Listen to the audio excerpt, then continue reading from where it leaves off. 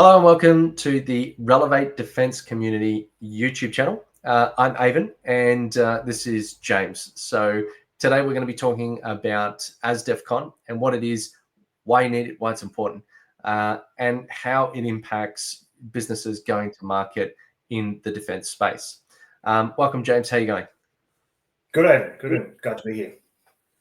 Tell us a bit more about your experience, your history with defence and contracting. We'll see what unfolds from that. Sure. I've got about a 20-year career in and around defence industry, so 10 years in uniform, about 10 years out of uniform. And in that time out of uniform, I've worked across 3 different defence businesses, so 2 defence primes and a small going to medium enterprise as a specialist service provider. During my time in defence industry, I've worked in project management and program management on business development and growth within the defence primes, as well as in supply chain and Australian industry capability. Fantastic. And it's great to have you here to talk to us today. I think, one of the things that we identified was that there's a lot of content on the defence community online, but it's so hard to extract any kind of value out of it without reading through, hundreds of white papers that are, 500 to 1,000 pages long, going through, 300 to 500 government websites to figure out what you're supposed to do, when and where. And then this stuff is constantly changing. And so one of the things we wanted to do was just really distill down a high level approach to kind of give the impression and thinking behind a lot of the defense activities to just kind of create a bit of a simpler pathway. There are some timeless things that if you learn them, that's going to make a lot of sense. Or if you understand the rules and then you can understand how to deal with changes that happen within those rules. So today, largely, we're going to be talking about ASDEFCON. So do you want to just give us a breakdown? The Army loves, or the Defence Force loves their acronyms. Can you tell us what that is? This one's a cracker, and it doesn't mean what you think it means when you read it, if going by normal sort of defence vernacular. But ASDEFCON is the Australian standard for defence contracting. And what that is, essentially, is just a series of contract templates that allow defence and government to go out to industry and have a somewhat standardised format for procurement for everything from a brand new frigate or huge capability system, all the way down to minor procurement, so that there are standard legal frameworks within there that defence can get people to answer questions in the way they want to process the complex information. And I seem to recall in my looking for research and information around getting into government contracts and trying to figure out how it all works. There were many boring parliamentary sittings, and one of which was where it was like an hour and a half long, where it said something about the contracts are really long and convoluted and expensive and quite cost prohibitive for small to medium enterprise to actually get into the market. They don't have $1 million to throw it in lawyers' fees just to read through a lot of the documentation. And so one of the things that they talked about at that time was building like you said, a series of templates, a infrastructure where they could just click through a set of sequences, and it would add a whole bunch of terms. Are you dealing with this type of material? Are you working with that type of products? Are you dealing with international trade or just local? And that would help build out the contract. So is that your understanding, or how do you see that initiative is played out? So there seems to be within defence procurement this revolving door of good ideas that always focuses around trying to simplify. ASDEFCON, I use simplify because it's never really that simple. It just changes. I think the concept of having a standardized set of templates that people can view ahead of time has a lot of merit. Where it sort of comes unstuck is that because they have to, in the defence procurement side, they feel they have to kind of have an answer to every question or have every question available for everyone all the time, that just makes it really, really cumbersome for anyone to get involved. And to give some context, even in a defense prime, if they were to have a procurement team or a bid team, that could be 20, 25 people who are all specialists in their own area, that would still take anywhere from 6 weeks to 6 months to put together the right level of information to answer the mail.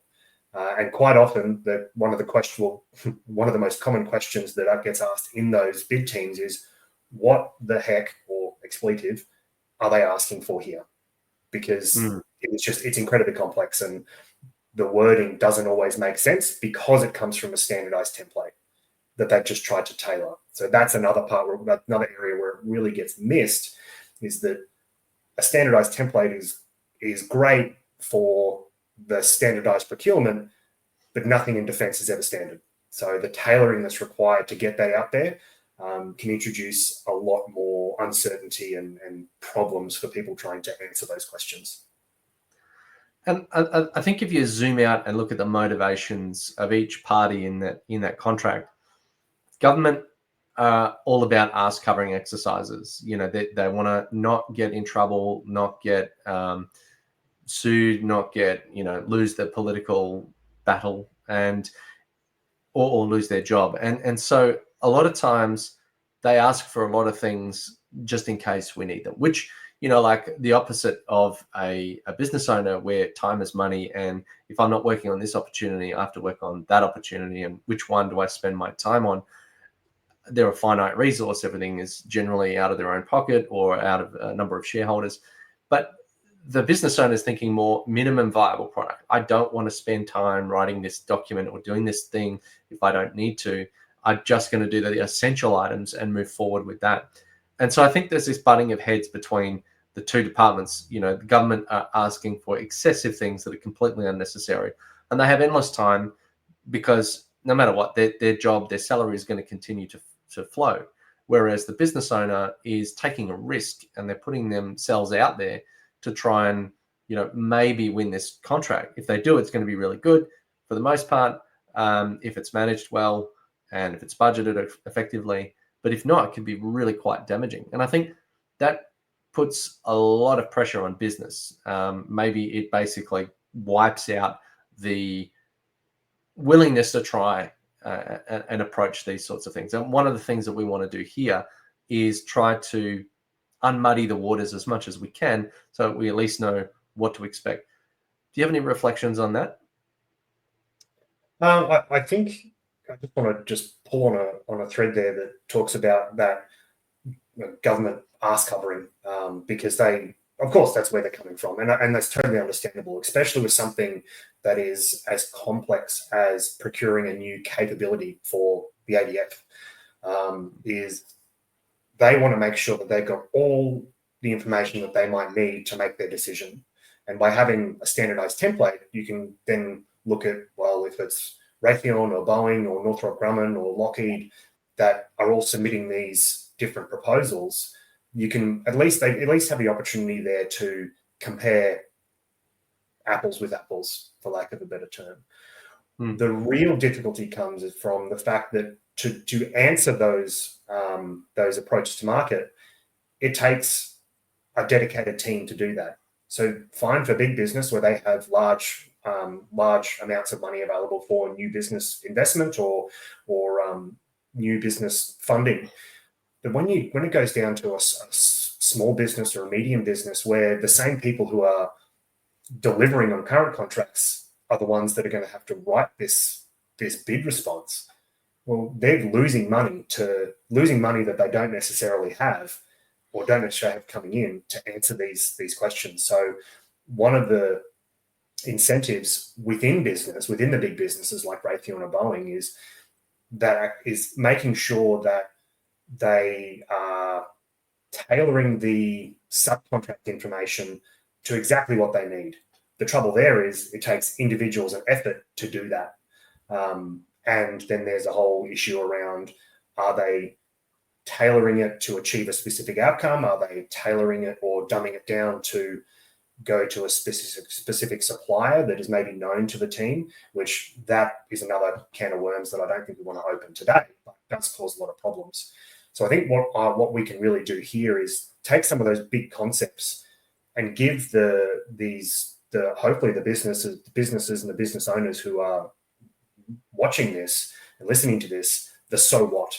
What does that mean for me, so that they can cut out that potentially months or of churn time to go, okay, I know what I need to do now to break into that market, because the barriers are very high. And I think we've got an opportunity to reduce some of those barriers by providing good information. Well, we talk about how people tend to go about it. They're probably, if you're a small business owner, you're flat out trying to run your enterprise, and small businesses up to 50 million revenue. So that as classified by the Australian government. So even if you've got, quite a large revenue, you've got a bit of a team, just the brain space it takes to even just sit and contemplate whether or not you are going to enter the defense market takes a long time. And this whole approach to, like you said, the so what, the TLDR, too long didn't read, don't want to go spend, a year sitting back and kind of like doing a bit of research and then hitting this wall of content to go, are we actually going to make an attempt here? And then when you do get to that decision point, then you still have to do a whole bunch more research just to get to the point where you can even attempt to submit to government. So by distilling that down into, right, step one, do this, step two, do that, and then you'll be 80% of the way. Now go and work out, are you going to do this or are you going to do that? And I think from the ASDEFCON framework, that whilst a template, one of the things is, what are the levels of contracts? So how complex are you going to go in? And in today's modern warfare, it's moving so fast. We've got to be extremely scrappy, almost startup-like. Look in Ukraine, they're doing drones, $200 drones from, basically Walmart or equivalent, and strapping a grenade from a 3D printer. So that warfare has had to evolve really, really quickly. And then Russia's response to that is put rubber on the outside of the tanks and put cages and nets. And then that had to go through a little bit of a procurement cycle to do it effectively. At the start, it's bits of plywood 2x4 and chicken wire. Like there's a continuum of effort, and to what level do you actually go to with the contract? What's the grading? Obviously, it's different if you're going to do a fighter jet as opposed to if you're going to do a new pair of boots. But I don't know. What are your thoughts on like where they should land? Are we talking for business or for defence? Either. If you've got perspective on well, both. I think that there is going to need to be a significant change in the way defence does procurement. They need to look at min viable product or min viable capability, but ASDEFCON doesn't.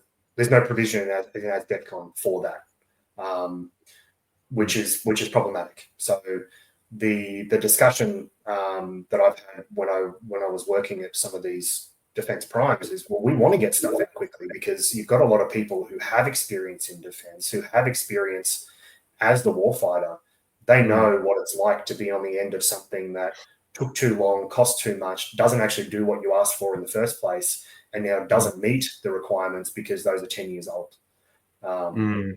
which is hugely problematic. And as an example, the E7 Wedgetail in the picture behind me, that's the most advanced airborne early warning and control platform in the world. It's still, some of those components are still 1990s technology that are in that, because that's how defense procurement worked. It has to be, tested and ruggedized and worked, proven to work again and again and again. But that doesn't serve the purpose of doesn't serve the warfighter and defense in general when things are changing far too quickly.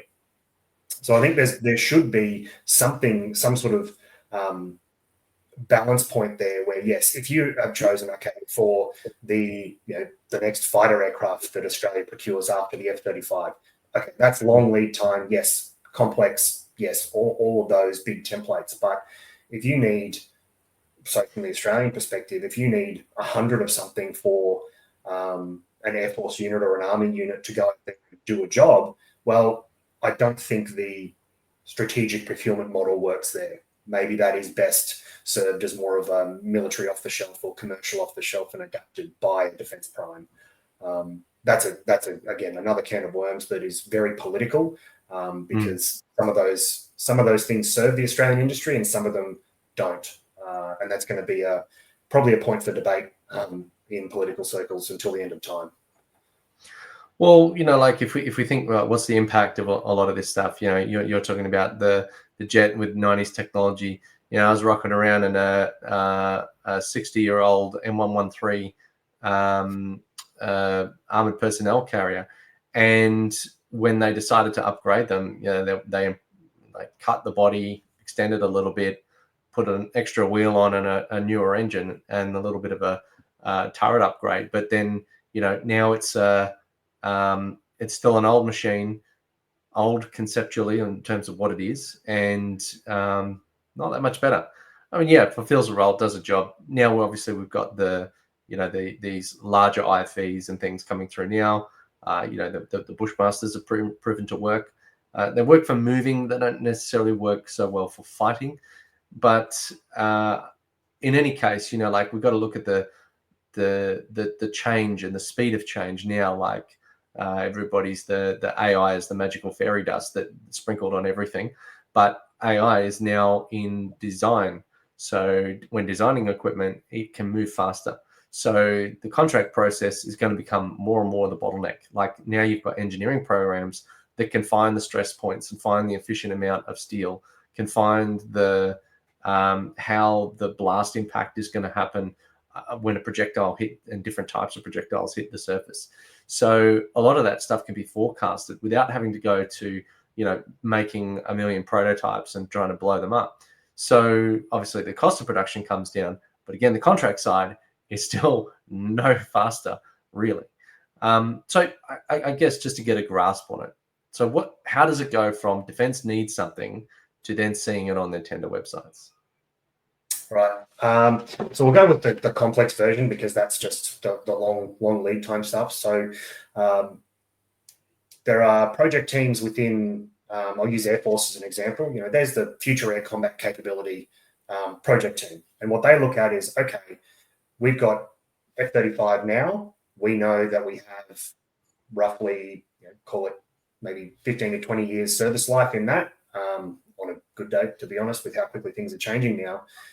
What are the problems that are coming down the road? What can we see we're going to need in the future? And they start to develop a list of requirements or engineering or performance requirements within that project team. That is years ahead of anything going out to tender. So as that progresses, we jump forward a bit, they'll go, okay, we know we've now got roughly this budget for air, 7,000 X, whatever it might be. You might see those project names come up, air, land, sea joint, with numbers after it. All that is the defense program identifier to acquire new equipment. So they'll get a chunk of money, which you'd see in any other the defense procurement guidelines or the defense spending guidelines that come out every few years. So for that, they know they have call it $100 million for the initial lot, and that's an irrelevant amount of money. Once they've got that, they go, okay, requirements fit into budget, and then they'll write the tender. So we need to have this performance specification. That will then drive, okay, what level of complexity do we need to put around that contractually? Then that'll go out and they'll go, okay, we need a fighter aircraft that does, 1 through 6,000 things, performs to these levels, the functional performance specification. Then they'll wrap a contract vehicle around that. So for example, that would probably fall under ASDEFCON strategic materiel, because it is a procurement of a brand new system with all of the support architecture and infrastructure around it. Once they've got that they try sometimes poorly to turn functional performance specification and engineering functionality into a series of requirements documents that then go out as a strategic material request for tender, or RFT. That's when you'll see it on the website. Within that, There may be levels of security classification that, okay, the top level documents are unclassified, but then it gets classified very, very quickly, which we'll probably talk about security clearances and what that means later on. But you could see that could be between idea and document on the tender's website, on the AusTender website. That could be a decade there, which is hugely complex. What you'll see is in that there's a whole bunch of what they call, I suppose, tailoring and modifying the standard template to try and achieve the aim that they want with that contract. So some things I've seen before is they might pick up 2 templates and go, actually, for the acquisition side of this contract, we need to use X template. But for the support and in-service sustainment portion of this, because they'll go out as 2 separate contracts, we need something else. And there is where I've seen a lot of issue is sometimes those things can contradict themselves because they have different requirements in terms of the complexity of information. For example, you might have 1,000 pages of documents that you have to submit for a strategic material. Of that, maybe 20% of that is the actual technical engineering solution. But around that, the other 80% are all the risk management, governance, project management, finance, costing, environmental stuff, support to different businesses, support to Australian industry. The requirements in that might differ to another set of documents that actually only have 60% required for the governance, and the engineering solution takes up a bigger portion of that. So that's another area where even big business struggles, is because why would they want to invest time, effort, and money into generating a suite of documents that will be irrelevant past the first 12 months? So there's some complexities there. Well, yeah, I mean, because the original question was like, how long does it take to get to the website? But then once it makes it to the website, then they've got to give like X amount of money or expression of interest. Then once they have people register that, then they've got to send out the info pack and then get people to respond to that. Then they've got to get the first round, like, do you have all these things? And then here's what we actually want, come back with a bid. And like that, there's another like 12 to 18 months. And, like ideally defense should be able to rock up and pick up the phone, like to Boeing or something and go, we want 200 jets ASAP yesterday. And I think that can happen once they've been like signed off to say that this is the approved product. But again, like even then there's a timeline, perhaps agreed pricing. And then if all of a sudden they go, we want 200, then maybe that they can't actually ramp up for that. And there's a lot of other costs that go into all of that sort of stuff, like the pre-work on the contract management. The company that's doing the supply might need to build another facility. They might need to hire another 1,000 staff or something like that. So like, can governments move fast when they need to? If you look back to World War II, they had it was the Sten gun, and it was basically drawn on the back of a napkin. It had like 50 components. They went to a toy manufacturer that had the ability to stamp metals and things like that, and he basically redrew it to 11 components, and that really simplified it. And then they were able to pump out thousands of these things, and it was like extremely short manufacture time, extremely fast. It was very basic. The weapons often failed, clogged up with mud, but they needed volume out on the marketplace. They didn't need like amazingly high quality. I think sometimes the R&D part is really good, but then hyper complexity of materials means that your supply chain is so massively at risk.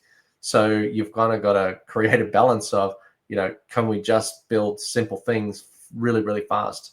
Sometimes that can be a selling point, I would say, to defense. Obviously, it's a bit different between a jet to a pair of boots. But, like these, I think, are things that businesses need to be thinking about. Is even if you have a simple product, it could be fine. Like, don't call yourself out of the running. The average small to medium business that is approaching defense, probably not going to go and build a fighter jet. They might build the washers that go on the wheels. But, doesn't mean you shouldn't apply. It just means the process is convoluted.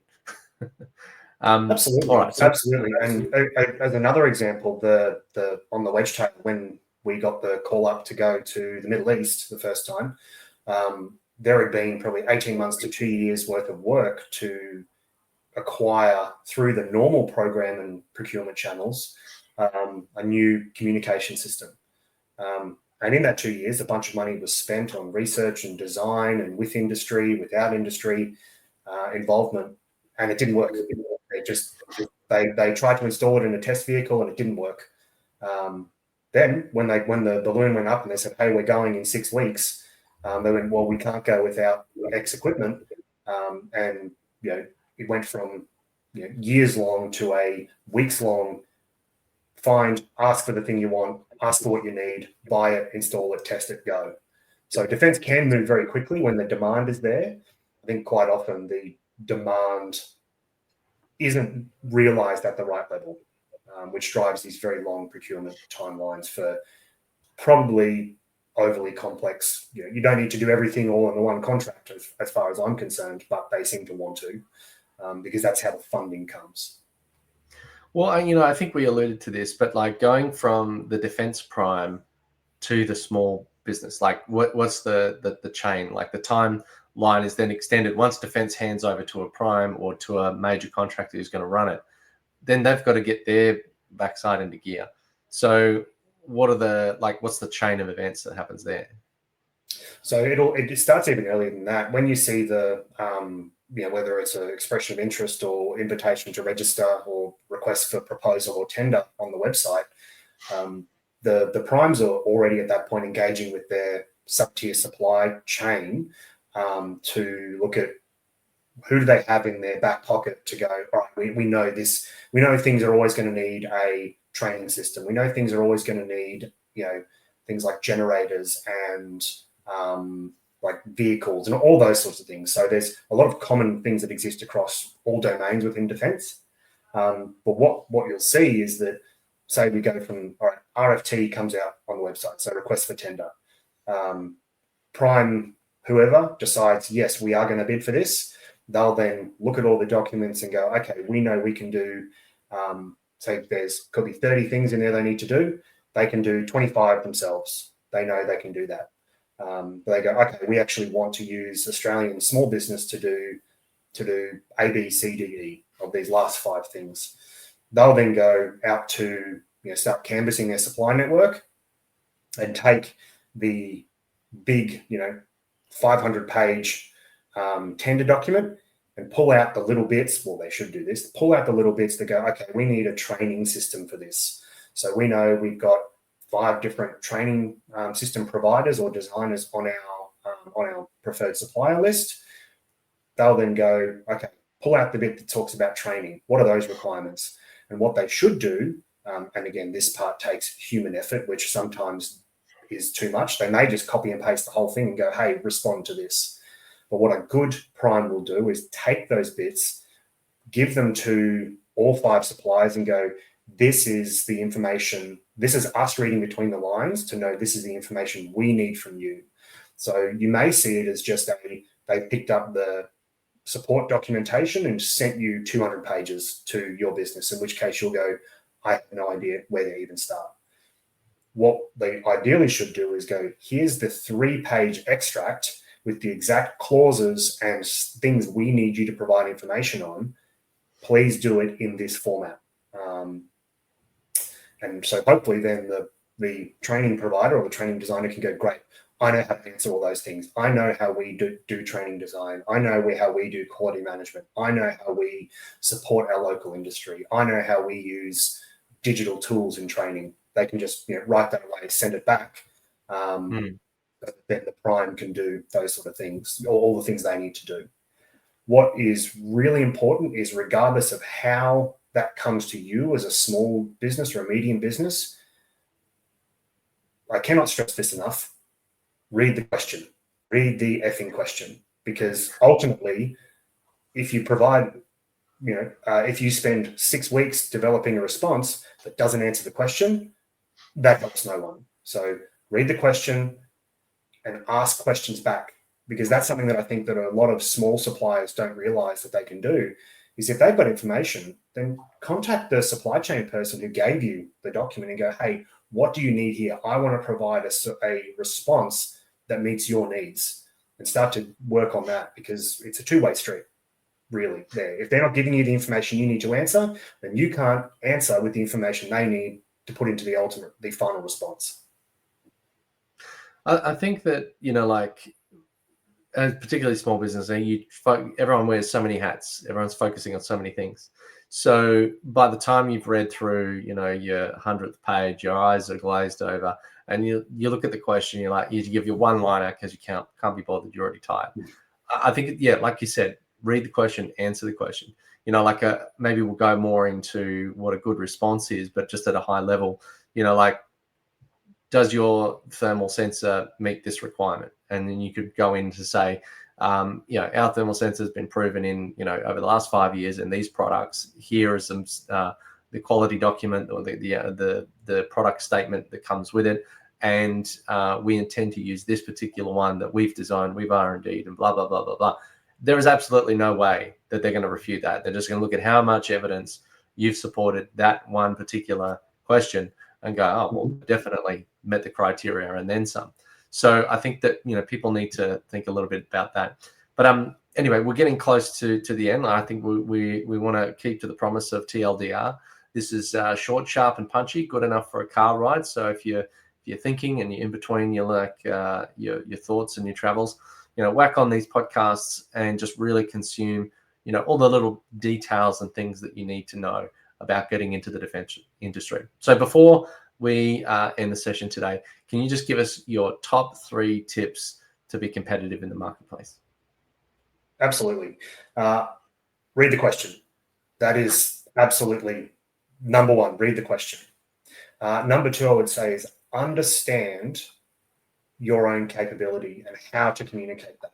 So many times when I've done these procurement processes, we'll go, okay, we roughly know that these 3 companies will be able to do the job based on our previous experience with them, or with what we've seen with them with competitors and other products. But if 2 out of 3 of those go, here is a bunch of fluff around our company and where, we started here and this is our history and all that sort of thing, but they don't say, here is how our product meets the specification, then it's immediately discounted. So understand your company and your capability and how to communicate that as efficiently as possible. And the third one would be ask questions. Ask questions of the prime that you are subcontracting into, because if you understand their needs and they understand your needs, then together you're going to be able to put together a better product, which is going to improve your competitive advantage as the small company. But if they can then just lift and shift the right information into the big proposal, that's going to increase their chance of a win as well, which benefits everyone.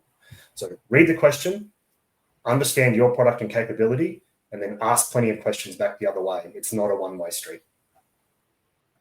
Excellent. Well, if you've been watching this and you think that this has been helpful, then there's going to be a heap more content. We've got an online community for the defense, for the Relevate defense community. So if you go to the link defense.relevate.com.au, then there's heaps more guides, there's courses, there's more content like this, and you can ask more questions. So if you're stuck on something, join a community of people who are also trying to break into the defense industry, learn from each other, pose questions, share experiences, and get access to highly skilled individuals like James here. So thank you very much for watching. We hope to see you in the next episode. Otherwise, you take care.